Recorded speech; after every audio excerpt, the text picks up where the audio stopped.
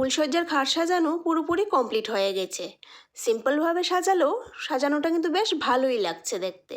এবার যা যা নিয়ম কানুন আছে সেটাই চলছে, মানে এখন চলছে বরের সেবা যত্ন। কি নিয়ম তাই না? তো প্রথমে বরের আরতি করে নিল, আর এবার বরের পাগুলো ভালো করে জল দিয়ে ধুয়ে দিচ্ছে। ধোয়ার পর একটা গামছা দিয়ে পাগুলি মুছে দিল। কি সেবা যত্ন!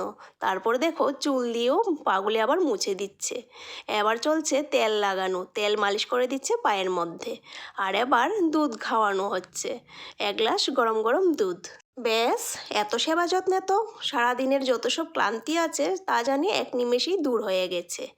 এবার চলছে মিষ্টি মুখ করা। মিষ্টি মুখ করানোর পর এবার পানও খাওয়ানো হচ্ছে। প্রথমে তো বউ বরকে পান খাইয়ে দিল, তবে বড়ও কিন্তু পিছিয়ে নেই, বড়ও খাইয়ে দিল বউকে পান।